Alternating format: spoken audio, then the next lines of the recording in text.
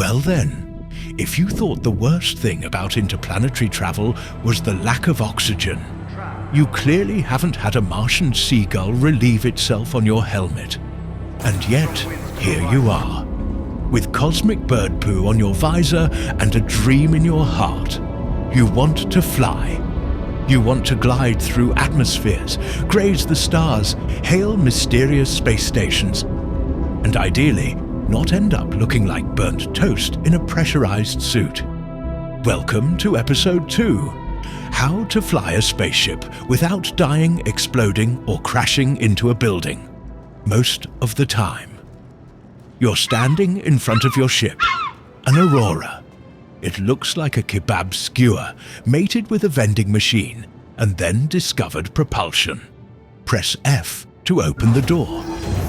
Inside awaits a cockpit that appears to have been designed by someone who once saw a spaceship in a dream, then woke up and tried to build it using parts from a laundromat, a microwave, and faith.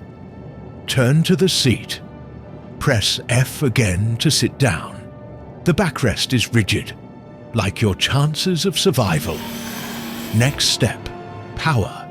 Press U to fire up the systems. It's a bit like saying hello to your ship. If it had feelings, this is where you'd make a good first impression, or fail spectacularly. Press I to start the engines.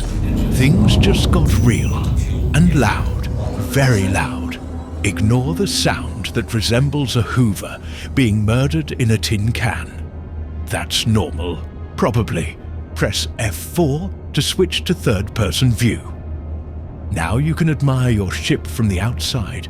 Use Y and the mouse to move the camera around, like a documentary filmmaker who's just realized the space rhino is charging. To avoid turning your ship into an abstract sculpture against the hangar wall, space upward. Control downward. D strafe right. A strafe left. W forward. S backward. E roll right. Q roll left. X emergency brake, useful if your current trajectory includes something expensive and immovable. Move your mouse. This controls the nose of the ship, and if physics is having a good day, everything else. Press N to retract the landing gear, unless you like flying with your mechanical pants down.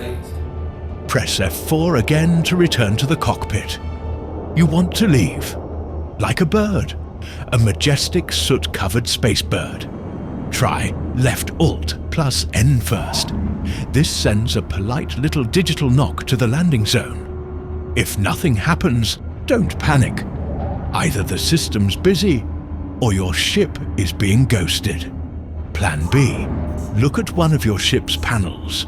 Press F, then left-click on Communications, and call Area 18 Landing Services. Click Hail.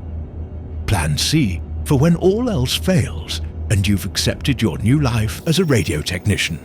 Press F1, go to Comms, then to Friends, and find Area 18 Landing Services again. Click with hope in your heart. If you now feel like someone troubleshooting their grandma's Wi-Fi, you're doing it right. Now carefully fly out of the hangar. Stop for a moment. Take a deep breath. Just remember, you're wearing a helmet. Now tilt the nose up to a glorious 90 degrees. Straight into the sky, or what's left of it. Hit Shift to engage the afterburner. This delivers a massive boost of speed. At 12,000 meters, say goodbye to the atmosphere. Oxygen becomes a fond memory. But on the plus side, no more birds. Hold B to spool up your quantum drive. The shields go down, which is mildly terrifying. But in return, you become a blur on the fabric of reality. Almost as fast as that bird from earlier. Press F2, type BAIJ in the top left. Select Baijini Point.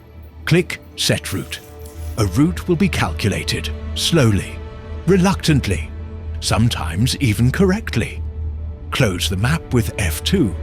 Point your ship at the new symbol, the space station that isn't trying to hide. Yet. Wait for the drive to calibrate. Then hold left mouse button. Boom. You're traveling faster than plot convenience. Don't worry, this leg of the journey is brief. Just a quantum nibble. No space-time indigestion. Arriving near Baijini Point, get within a few kilometers, close enough to wave. Not that it helps.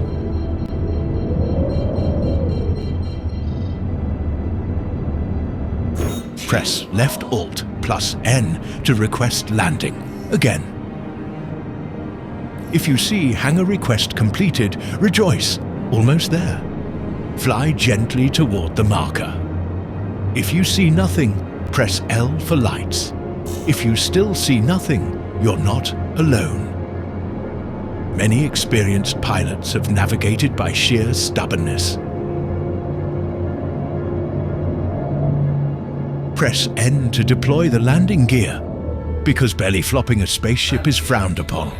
Ease into the hangar. This isn't a car chase, it's ballet in space. Touch down slowly, preferably on the floor. Press I to shut down the engines, so your ship doesn't decide to take off again. Hold Z to stand up. You are now walking. A primitive yet noble method of movement once practiced by your ancestors before Havertech flight chairs and questionable teleporters made it obsolete. Now walk to the ASOP terminal. It stands for something, probably. Press F and select Store to safely park your ship. A small step for you, a giant leap for orderliness in orbital parking. There's an elevator in every hangar, in theory. Some show up immediately. Some contemplate your request for a while. And some have sworn never to descend again, since that one incident with the guy and the fish hat. Once one of them does appear, eventually, maybe someday, step inside with caution.